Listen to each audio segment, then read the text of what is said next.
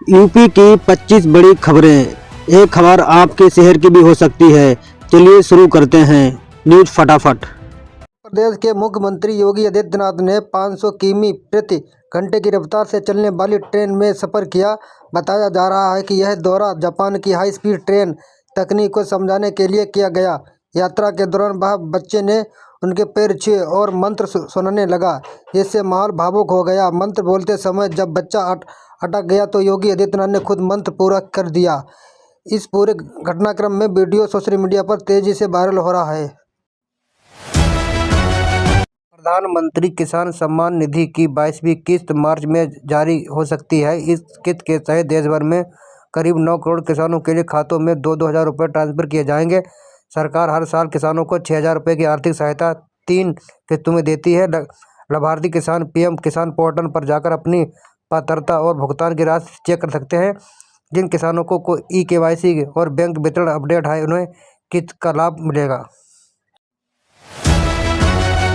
अखिलेश यादव पर निशाना साधते हुए असदुद्दीन ओवैसी ने कहा कि अगर सपा ने बसपा से हाथ मिलाया तो पार्टी मुश्किल में पड़ सकती है। ओवैसी ने दावा किया कि पिछली विधानसभा में सपा और एसपी समीकरणों के कारण में 7 सीटों को नुकसान हुआ था। उन्होंने आरोप लगाया कि सपा की राजनीति अल्पसंख्यक और दलित वोटों को भ्रमित करने वाली रही है। इस बयान के बाद प्रदेश सियासत में नई बहस छिड़ गई है।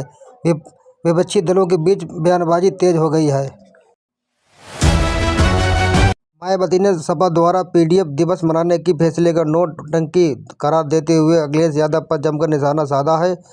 उन्होंने कहा कि समाजवादी पार्टी केवल वोटों के लिए पिछड़ों और दलित को गुमराह कर रही है, जबकि सत्ता में रहते हुए उन्होंने उन्हें हितों की अनदेखी की। मायावती ने चेताया कि जनता सपा इन दोनों दिखावटी योजनाओं के लिए झांसे में नहीं आने वाली है और उन्हें असली चेहरे का पहचान चुकी है। मेरठ में पत्नी की प्रेमी की हत्या आरोपी को पुलिस ने गिरफ्तार कर लिया। गिरफ्तार के दौरान आरोपी ने तमंचा लहराया और पुलिस के सामने बीड़ी जलाकर पी। उसका वीडियो सोशल मीडिया पर वायरल हो रहा है। आरोपी ने धमकी दी कि पास आया तो गोली मार दूंगा। पुलिस ने उसे काबू पर कर हाथ हथियार बरामद किए और आगे की कार्रवाई शुरू कर दी है।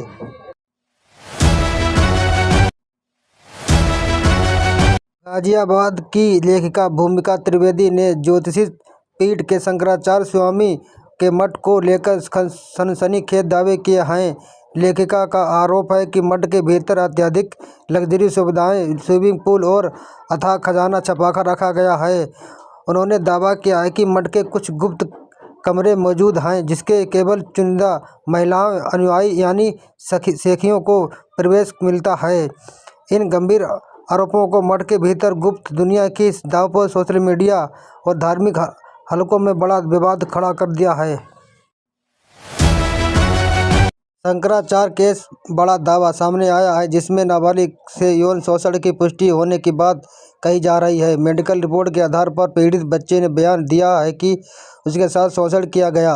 मामले में शंकराचार्य का नाम सामने आने के बाद जांच एजेंसी पर कार्रवाई तेज कर दी गई है। पुलिस का कहना है कि सभी तथ्यों को गहन जांच के बाद ही आगे कानूनी प्रक्रिया तय की जाएगी।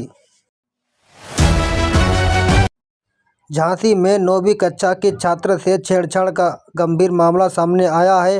आरोप है कि पड़ोसी युवक ने छात्रे को घर में अकेला पाकर जबरन घुसकर बदसलूकी की। छात्र के शोर मचाने पर उसका भाई मौके पर पहुंच गया। भाई को आता देख आरोपी छत से कूदकर फरार हो गया। पीड़ित की शिकायत ने पुलिस पर मामला दर्ज कर आरोपी की तलाश शुरू कर दी। परिवर्तन चौक पर छात्राओं और पुलिस के बीच तीखी नोकझोंक हो गई। छात्राओं ने आरोप लगाया है कि लखनऊ विश्वविद्यालय आरएसएस पर अड्डा बन गया और प्रशासन पक्षपात कर रहा है। प्रदर्शन के दौरान हालात बिगड़े और पुलिस ने सख्ती दिखाई और भीड़ को हटाने की कोशिश की। कुछ छात्राओं ने डीएम ऑफिस के ओर कूच किया, जहां धक्का मुक्की की स्थिति बन गई। घटना के बाद इलाके में भारी पुलिस की बल तैनात कर दिया गया और माहौल तनावपूर्ण बना है।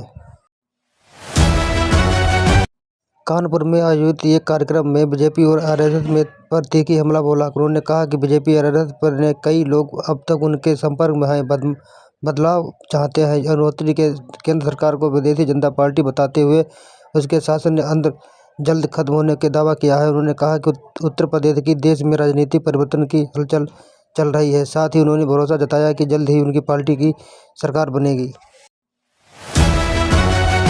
बिजनौर में एक बोलेरो कार करीब 40 फीट नीचे नहर में गिर गई, जिससे बड़ा हादसा हो गया। हादसे में कार चारों दरवाजे उखड़ गए और वाहन पूरी तरह क्षतिग्रस्त हो गई। कार में सवार 6 दोस्त शादी समारोह से लौट रहे थे। दुर्घटना में उत्तराखंड के 2 युवकों की मौके पर ही मौत हो गई। सूचना पर पहुंची पुलिस ने शवों को कब्जे में लेकर जांच शुरू कर दी। रेलवे में 5,349 पदों पर भर्ती निकली है, जिसके लिए योग्य उम्मीदवार आवेदन कर सकते हैं। Reserve bank of India (RBI) ने भी 750 पदों में वैकेंसी जारी की है। इन भर्तियों में अलग अलग पदों के लिए शैक्षणिक योग्यता और आयु सीमा निर्धारित की गई है। आवेदन प्रक्रिया ऑनलाइन माध्यम से पूरी की जाएगी और अंतिम तिथि अलग अलग तय है। कुल मिलाकर इस हफ्ते में 68,003 सरकारी नौकरियों का मौका युवाओं के लिए उपलब्ध है। जौनपुर में पुलिस ने 50,000 रुपये के इनामी अपराधी गिरफ्तार कर बड़ी सफलता हासिल की है। आरोपी को एक गुप्त सूचना के आधार पर डिबी देकर पकड़ा गया। गिरफ्तारी के दौरान उनके पास एक अवैध तमंचा और जिंदा कारतूस बरामद किए गए। पुलिस के अनुसार आरोपी कई अपराधियों मामले में वंचित चल रहा था। फिलहाल पुलिस ने उसे न्यायालय में पेश कर आगे ही कानूनी कार्रवाई शुरू कर दी है।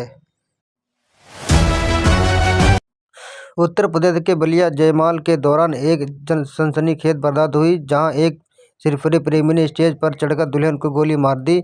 इस धोखे से आहत होकर दूल्हे ने फैसला किया कि वह जीवन भर शादी नहीं करेगा। दूल्हा का कहना है कि दुल्हन ने उससे सच्चाई छिपाई और उसे अंधेरे में रखा। पुलिस ने इस मामले आरोपी दीनबंधु को गिरफ्तार कर लिया है।